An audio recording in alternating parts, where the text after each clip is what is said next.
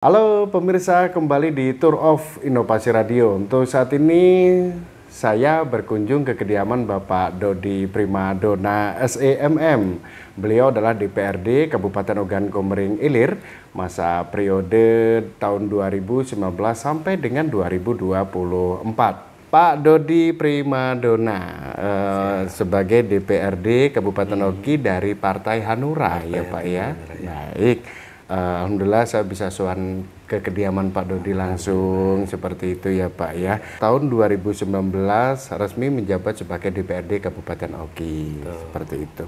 Pak, kalau boleh tahu nih, pemirsa masyarakat juga ingin tahu apa sih sebenarnya fungsi dari DPRD Kabupaten Ogi, Pak? Kita sebagai anggota DPRD Kabupaten Ogan Komering Ilir mewakili masyarakat Dapil 6 Lempuing dan Lempuing Jaya. Sebagai wakil masyarakat, kita di DPRD mempunyai fungsi sebagai fungsi anggaran, fungsi legislasi, dan fungsi pengawasan. Nah, di mana fungsi anggaran, kita juga bersama pemerintah daerah Kabupaten Ogan Komering Ilir, kita bersama-sama menyusun anggaran untuk tahun berjalan dan tahun yang akan datang di sepanjang masa jabatan kita. Jadi kita dengan pemerintah daerah dalam hal ini Bupati, kita sama-sama menyusun apa-apa yang menjadi prioritas pembangunan, apa-apa yang dibutuhkan oleh masyarakat. Kita susun bersama dan disesuaikan dengan anggaran yang tersedia. Nah, jadi kita bersama-sama. Itu yang pertama fungsinya. Fungsi yang kedua itu fungsi legislasi. Fungsi legislasi itu kita menyusun peraturan-peraturan daerah, baik itu turunan dari pemerintah pusat, pemerintah provinsi, dan kita tuangkan menjadi aturan-aturan daerah berupa peraturan daerah. Misalnya kemarin sudah beberapa peraturan daerah yang sudah kita buat. Setiap tahun rata-rata 2-3 aturan daerah yang menjadi inisiasi pemerintah daerah, dan juga ada yang dari inisiasi kita sebagai anggota DPRD. Nah, kemarin saya juga sempat menginisiasi untuk membuat Perda UMK. UMK ini adalah? UMK itu usaha mikro dan menengah, kecil, dia itu kecil, mikro dan kecil. Jadi di aturan itu kita juga menambahkan untuk industri kreatif. Nah, jadi kita akan di Perda yang sudah dibuat itu kita membantu masyarakat kecil dan pelaku-pelaku industri kreatif itu untuk mendapatkan izin usaha yang dipermudah. Nah, itu sudah selesai kemarin. Kemarin juga saya sempat menyampaikan dengan teman-teman kalau ada misalnya industri kreatif yang perlu bantuan, apakah bantuan itu berupa izin usaha ataupun nanti kalau misalnya memang itu menjadi satu komoditas yang bagus, yang baik, itu bisa kita patenkan. Kita akan bantu. Terus fungsi yang ketiga itu fungsi pengawasan. Nah, pengawasan ini dari anggaran yang telah kita susun menjadi suatu kegiatan. Kalau kegiatan-kegiatan itu baik berupa pembangunan jalan, pembangunan infrastruktur, ataupun berupa segala macam lah ya, segala macam pembangunan yang ada yang telah kita susun di dalam anggaran APBD kabupaten, itu kita mempunyai fungsi untuk mengawasi anggaran tersebut terlaksana atau tidaknya, terus tepat sasaran atau tidak. Itu salah satu fungsi dari kita sebagai anggota DPRD. Pak Dodi, kalau sejauh ini, kalau DPRD itu kan identik dengan yang namanya menampung dan penampung, ya, penampung aspirasi masyarakat, karena DPRD ini adalah kepanjangan tangan dari masyarakat. Ya, seperti itu. Sejauh ini sudah berapa banyak kegiatan yang dilakukan dari aspirasi masyarakat tersebut, Pak. Jadi kita sebagai wakilnya masyarakat yang diamanahkan. Betul. Jadi setiap tahun kita melakukan reses, kita menampung aspirasi-aspirasi keluhan-keluhan masyarakat yang disampaikan melalui kita sebagai wakil mereka. Oke. Nah, di sini dari tahun 2019 Sampai saat ini 2023, alhamdulillah dibilang banyak lumayan, dibilang sedikit juga. Kalau untuk dengan luas wilayah kita yang di 2 kecamatan ini juga belum menyeluruh yang kebagian. Ya, salah satunya yang telah di tahun 2020 saya sudah alhamdulillah membawa lampu-lampu jalan, terus sumur bor yang menjadi keluhan masyarakat. Kenapa di tahun 2020 saya lampu jalan itu karena di tahun 2020 kemarin dengan jalan yang masih kurang layak, dengan situasi malam yang cenderung gelap akan menimbulkan kerawanan. Betul. Nah, alhamdulillah khusus yang di Tugu Mulyo dan sekitarnya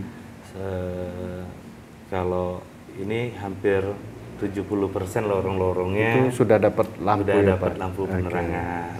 Terus jalan-jalan lorong ada 1-2 karena lorong kita banyak banyak lorong.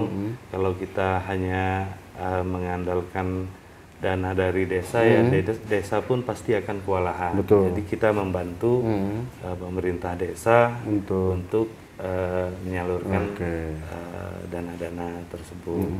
Nah, dan jalan-jalan poros kemarin alhamdulillah jalan-jalan poros sudah beberapa ruas yang sudah terrealisasi. Kalau jalan-jalan poros ini kan Pak, kalau kemarin itu kan kita mau masuk ya yang dari arah kantor KUD Tugu Agung itu ya. Nah, alhamdulillah sekarang kondisinya udah sangat bagus dan sangat itu dalam pengawasan dari DPRD Kabupaten Oki juga ya Pak. Termasuk Bapak juga yang mengawasi. Kebetulan kemarin saya yang mengusulkan. Oh, Bapak yang mengusulkan untuk adanya pembangunan jalan tersebut. Pembangunan jalan poros Desa Tugu Agung menuju ke Sindang Sari, menuju Mekarjaya, Kepayang itu alhamdulillah kemarin saya usulkan di tahun 2022 kemarin sampai di Simpang Mekarjaya sampai di Musola itu selesai.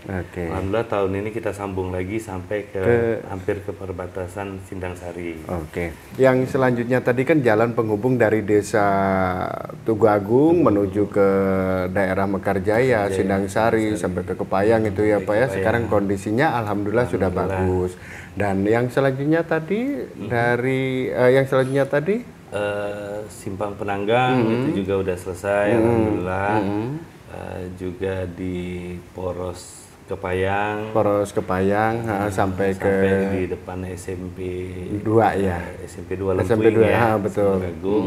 Yang kemarin sempat viral. Alhamdulillah tahun ini sudah selesai direalisasikan usulannya.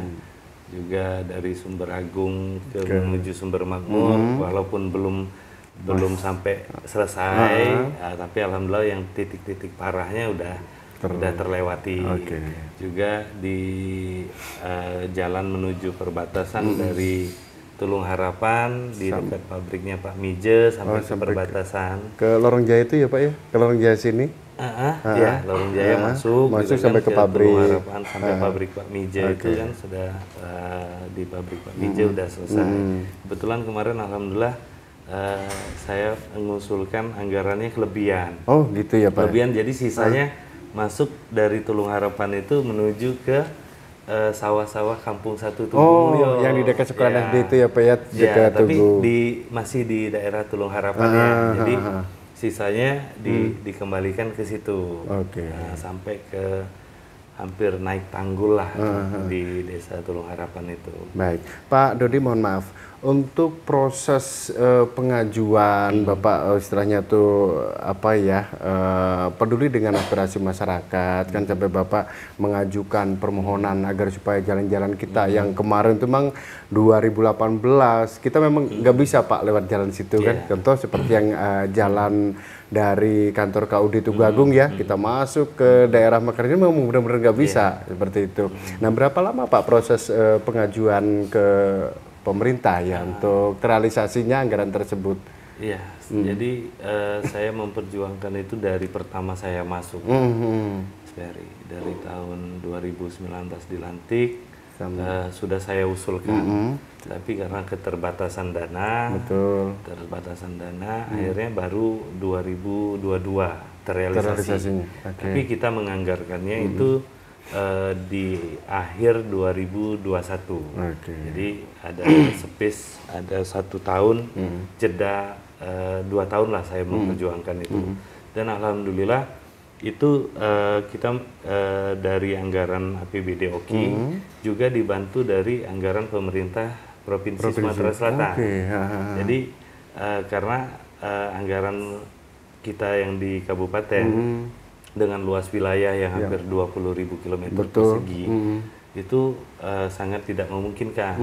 Jadi saya juga berusaha untuk minta bantuan dari teman-teman yang ada di Provinsi Sumatera Selatan. Dalam hal ini alhamdulillah tahun ini ada yang dari 2021 kemarin sampai 2023 ini antara kalau kurang dari APBD OKI, saya minta bantu juga dari pemerintah Provinsi Sumatera Selatan. Alhamdulillah terrealisasi. Tahun ini banyak yang terrealisasi. Betul. Dan kemarin jalan-jalan kita Pak ya yang memang benar-benar nggak bisa dilewati mobil.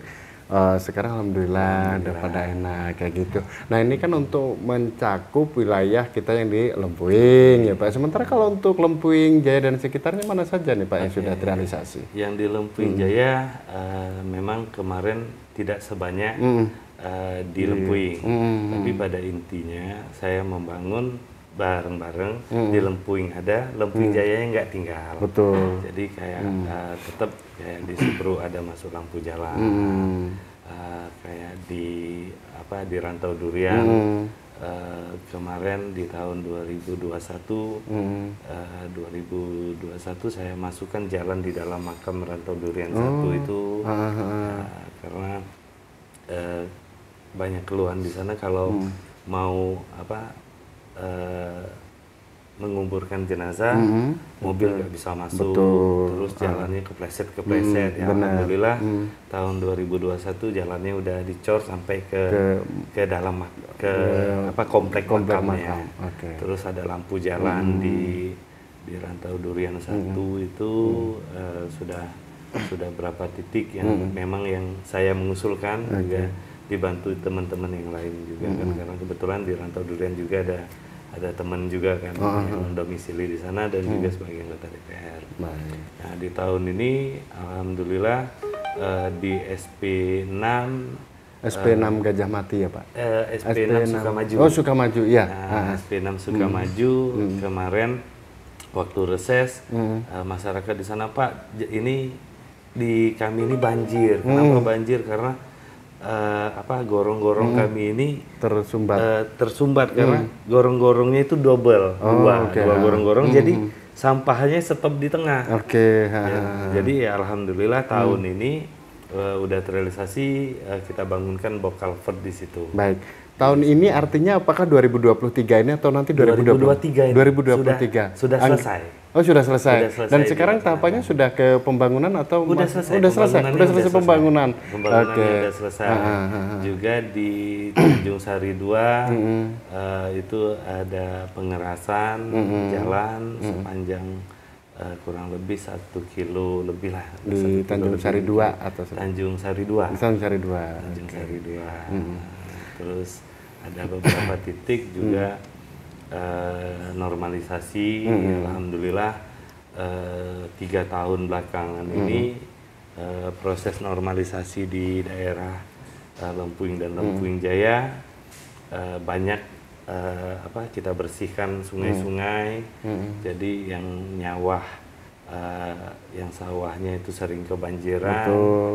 Ya, insya Allah kedepannya juga akan lebih baik, cepat surutnya airnya, walaupun tetap banjir tapi surutnya cepat. Jadi nggak mudah-mudahan sawahnya nggak gagal panen lagi. Kayak di Kepayang kemarin keluhannya kalau di Kepayang kan 3 kali nanam panen 1 kali. Betul, karena kondisi banjir yang besar. Banjirnya yang ini. Alhamdulillah di tahun 2022 kemarin sudah bisa 2 kali ada yang panen, ada yang 3 kali kalau nggak kena hama kan, ada yang bisa 3 kali. Untuk yang selanjutnya Pak Dodi, ini kan sudah banyak banget aspirasi-aspirasi masyarakat yang sudah terrealisasi, tapi pun juga masih ada mungkin PR-PR Pak Dodi ya untuk beberapa daerah kita yang memang masih membutuhkan kayak gitu kan, apa itu namanya ya, membutuhkan sebuah gitu kan dari Pak Dodi, membutuhkan sebuah perjuangan seperti itu. Kalau selanjutnya ini Pak, apa yang akan Anda lakukan, apa yang Anda akan berikan atau Anda kerjakan untuk masyarakat ini yang kira-kira masih menjadi pandangan Pak Dodi, oh ini seperti itu. Jadi kalau saya selaku wakil masyarakat tetap berusaha semaksimal mungkin memperjuangkan apa-apa yang dibutuhkan masyarakat. Yang dibutuhkan masyarakat ini tidak lain jalan, terus sarana listrik, sarana prasarana sekolah, terus juga mungkin bantuan-bantuan yang lain yang mungkin bersifat kelompok, gitu kan. Tapi yang saya mau menjanjikan itu tidak berani, Mas Ferry. Tapi kalau punya cita-cita kan boleh ya. Iya. Menjanjikan jangan cita-cita boleh. Iya, nggak masalah. Supaya dengan adanya cita-cita kan kita berusaha meraihnya. Betul. Cita-cita saya karena saya memang sudah berusaha dari kemarin, dari awal saya menjadi wakilnya rakyat. Saya udah mulai, oh ini titik sini, titik sini, titik sini, titik sini, gitu kan. Tapi kalau misalnya kita perhatiin, ini dari Penanggang, Simpang Kaudi, Sindang Sari, Kepayang, ini nanti jalan ruas ini ketemu semua. Gitu. Nah, oh ya satu lagi lupa saya. Tahun ini alhamdulillah sudah selesai yang di Simpang Ngarong. Simpang Ngarong, tempatnya Pak Bodro. Iya, tempat Pak Bodro Sutrisno. Pak Kiai Bodro, karena kemarin Pak Kiai Bodro sempat ngomong sama saya gitu kan, jalan tempat saya kapan? Kalau Pak Kiai kan nggak marah ya, tapi cuma ngomongnya sedikit, tapi kita takut kualat gitu kan. Akhirnya jalan itu sekarang sudah selesai. Sudah selesai. Mungkin dalam sehari dua ini mungkin sudah bisa dilalui. Dalam sehari dua ini. Nah, dari situ kalau misalnya kita ngelihat polanya, saya yang jadi cita-cita saya kepengen nembusin mulai dari Sungai Blida, tembus ke Karjaya, tembus ke Tugu Jaya, Tugu Agung, tembus ke Kepayang, balik lagi ke Sindang, tembus ke Lere, balik lagi. Itu cita-cita saya. Terus yang kedua itu untuk jalan porosnya. Kalau dulu cita-cita saya waktu jadi di periode pertama saya kepengennya 50-70% khusus Desa Tugu Mulyo lampu penerangannya tercover. Alhamdulillah sampai di tahun ini 50-70% lorong-lorong sudah terkomodir gitu ya. Walaupun sekarang masih ada yang mati gitu. Ya, kendalanya di teknis lah. Gitu. Nah, cita-cita saya yang kedua, saya juga sering nyampein ini. Saya punya cita-cita kedua di Rantau Durian. Rantau Durian, seperti itu. Jadi cita-cita selanjutnya adalah Rantau Durian. Seperti apa cita-cita di Rantau Durian? Saya punya cita-cita di Rantau Durian itu jalan porosnya itu ada 8 kilo. Betul. Yang menghubungkan dari Rantau Durian 1, Rantau Durian 2, Rantau Durian Asli, Tanjung Sari 1. Itu ada 4 desa yang akan yang menggunakan jalan poros ini. Nah, tahun ini baru saya berhasil cuma masukin cuma 200 meter. Oh. Nggak kerasa gitu. 200 meter dengan ruas panjang jalan itu hampir 8 kilo betul, gitu. Betul. Takutnya nanti yang kita ngusulin lagi yang ini udah rusak lagi gitu kan. Nah, jadi saya punya cita-cita kalau misalnya memang bisa ini ya minimal lah 3-4 kilo jalan rantau durian ini, jalan porosnya ini. Porosnya itu yang dari Simpang itu bukan, dari Pak? Simpang Bambu Kuning itu ya? Atau kalau yang Simpang Bambu Kuning itu masih masuk jalan PT. Oh ya. Jadi yang poros waktu habis dari PT itu masuk dari Simpang Sawit, ini karet sawit. Kalau betul. ke kanan ke Tanjung SP6, SP7. Kalau yang lurus kan sampai ke mulai dari situ itu kurang lebih kemarin kata Pak Kades sekitar 8 kilo. Tapi memang benar Pak Dodi, kondisi jalan kebetulan saya ada pemilih. Nah, ketika saya mau ke sana, malasnya itu ketika sudah dari Simpang Bambu Kuning, kita pas masuk kalau ke kanan arah SP6, SP7, kalau ke kiri kita kan ke SP5. Nah, kita masuk di situ Pak. Sampai apalagi musim hujan yang sekarang sudah mulai datang seperti itu. Jadi itu sekitar 8 kilo ya Pak ya, itu jadi cita-cita ya. Bukan janji. Betul. Tapi itu jadi salah satu cita-cita saya walaupun saya nggak tinggal di sana tapi saya merasakan ini perjuangan dengan jalan yang masih kurang memadai di sana itu. Jadi itu salah satu cita-cita saya untuk di jalan-jalan gitu. Tapi ya namanya cita-cita kita akan berusaha untuk meraihnya. Betul. Tapi kalau menjanjikan ke masyarakat untuk saat ini tidak berani. Tapi dengan rintisan-rintisan yang sudah kita lalui ya mudah-mudahan dimudahkan oleh Allah yang Maha Kuasa. Planning harus tetap ada Pak. Kan seperti itu, terrealisasi atau tidaknya saya yakin ketika kita sudah punya planning, insya Allah di situ akan ada jalan untuk membuka plan kita. Baik, Pak Dodi Primadona SEMM ya, ini berkarir di DPRD Kabupaten Oki sudah selama kurang lebih hampir 4 tahun ya Pak. 4 tahun jalan 5 tahun. Apa yang menjadi suka duka Bapak kepada masyarakat yang istilahnya tuh terus mengharapkan inspirasi dari Bapak kayak gitu kan, apa yang sudah kecapean, ada juga yang belum kesampaian kayak gitu, apa yang kira-kira masih harus disampaikan ke masyarakat? Kalau sukacitanya itu pada saat kita sudah menentukan pilihan, betul, kita mau menjadi mewakili mengemban amanah, itu menjadi konsekuensi. Nah, dengan konsekuensi inilah kita berjuang. Di balik itu banyak sukacitanya, tapi yang namanya perjuangan untuk kepentingan orang banyak, kita bukan hanya akan mendapatkan manfaatnya di dunia saja, betul, tapi ya mudah-mudahan di akhirat. Karena kayak gini Mas Ferry, pada saat kita menjadi DPR, menjadi wakilnya rakyat, betul, kita kan memiliki amanah. Nah, kalau secara pribadi saya, pada saat saya harus berbuat sesuatu dengan kantong pribadi, benar, itu nggak akan banyak.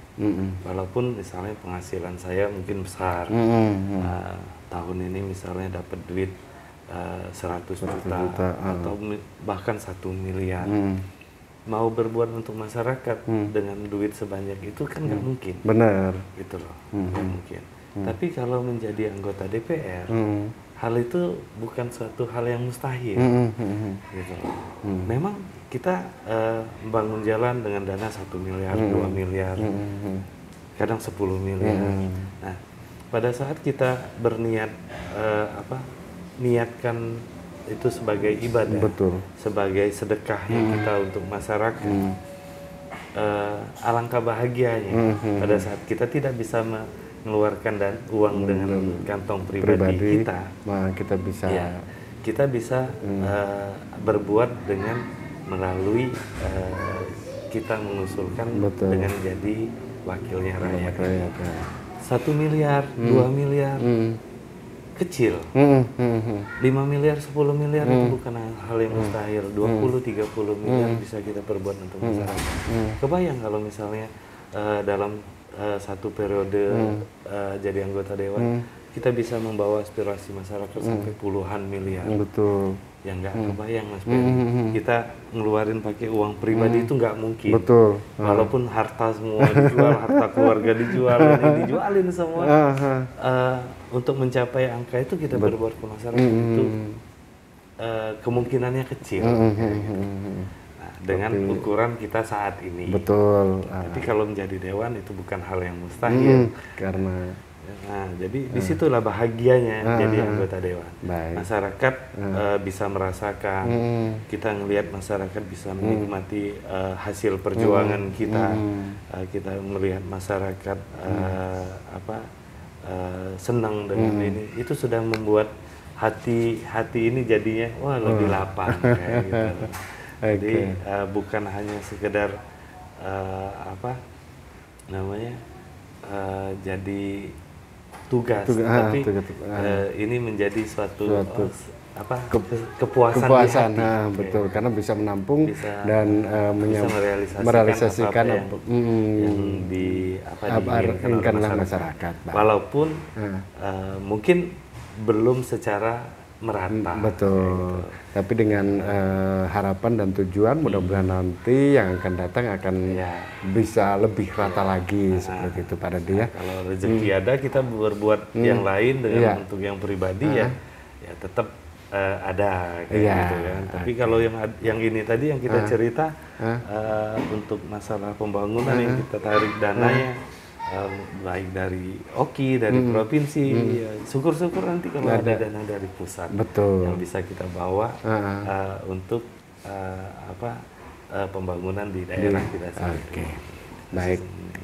Nah, mungkin itu saja dulu Sobat Inovasi untuk Tour of Inovasi Radio hari ini bersama Bapak Dodi Primadona SEMM. Sangat luar biasa pertemuan kita kali ini di tengah-tengah kesibukan beliau, di tengah-tengah kegiatan beliau juga yang memang tidak ada henti-hentinya untuk selalu memberikan, selalu menampung dan selalu memberikan ke masyarakat luas yang ada di Kabupaten Ogan Komering Ilir, khususnya yang ada di Lempuing dan Lempuing Jaya. Baik Pak Dodi, terima kasih. Sama-sama. Mudah-mudahan sukses ya Pak ya. Amin. Dadah. Diminum Mas. Terima kasih.